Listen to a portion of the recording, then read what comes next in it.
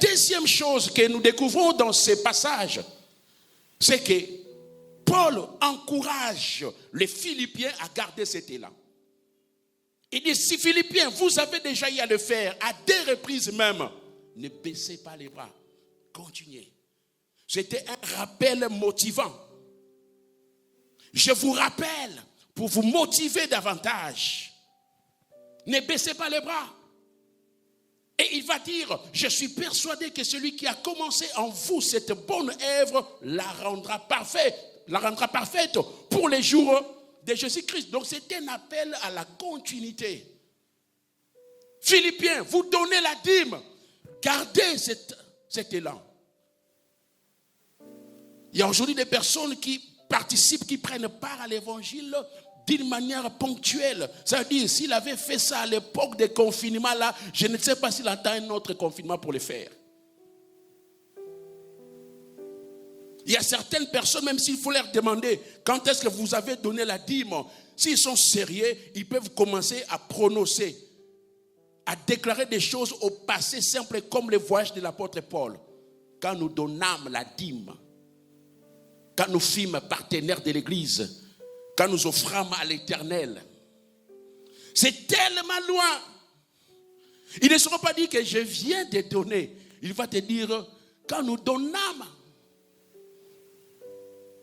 comme Paul disait, quand nous allâmes en Turquie prêcher l'évangile, nous entrâmes dans la maison d'un certain geôlier, nous partageâmes l'évangile. Et c'est dans ce temps-là que ton soutien peut se conjuguer.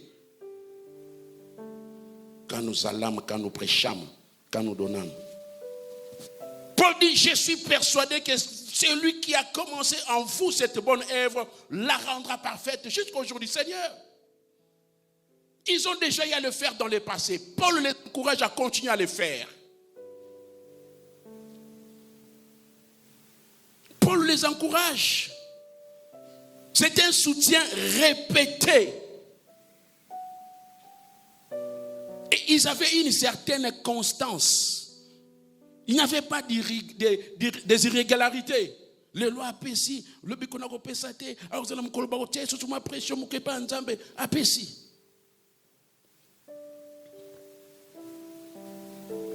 Je me souviens un moment de ma vie chrétienne après ma conversion. Là, j'étais encore à Kinshasa. À un moment donné, j'avais tellement de problèmes globaux. Quand les problèmes deviennent nombreux, ça devient des problèmes globaux au pluriel.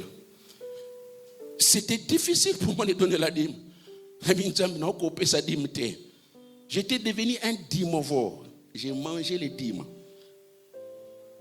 À l'école, on nous a appris les herbivores, les carnivores, les omnivores. Un petit rappel. Omnivore, c'est un animal qui mange tout. Carnivore, qui mange la chair. Herbivore, qui mange les herbes. Mais nous avons encore découvert à l'église une autre race. Des vor. Là, ce sont des dimovores. Et tu peux expliquer à ton voisin qui est un dimovore. Explique-lui. Explique seulement qui est un dimovore. Une personne qui bouffe les dîmes. J'étais devenu un dimovore. Mais ce que je n'ai pas compris, on ne m'avait pas prêché. Mais le Saint-Esprit m'a poursuivi. Le Saint-Esprit m'a mis pression. Il m'a poursuivi. Dans des visions, il m'a poursuivi. Il m'a dit, c'est ça ce qui te bloque. Tu es devenu un dimovore. J'ai pris l'engagement. J'ai dit, peu importe les degrés de problèmes que j'aurai, je ne boufferai jamais la dîme. Bouffer la dîme, ce n'est pas que tu vas résoudre les problèmes que tu as. Non. Bouffer la dîme, c'est que tu vas te créer des problèmes. Le Saint-Esprit m'a poursuivi. Pour te dire, ton problème, c'est la dimension d'imovore que tu as maintenant. J'ai dit, Seigneur, je mets fin à cette dimension d'imovore. Et souvent, quand je vois des personnes être des dimovores, je me pose la question si elles ont réellement le Saint-Esprit. Est-ce que ça peut être mon centre? Aux unes, on peut dire mon liango et puis aux à l'aise. Excusez-moi les termes, mais c'est qu'il faut bander la koyamba yesu na koyamba mon centre. Il faut rebander l'ango. il faut rebondir là.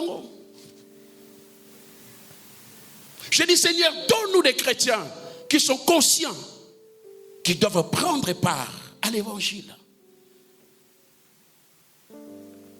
Depuis les premiers jours, dit Paul, jusqu'à maintenant, l'église de Philippe n'a pas cessé de me soutenir.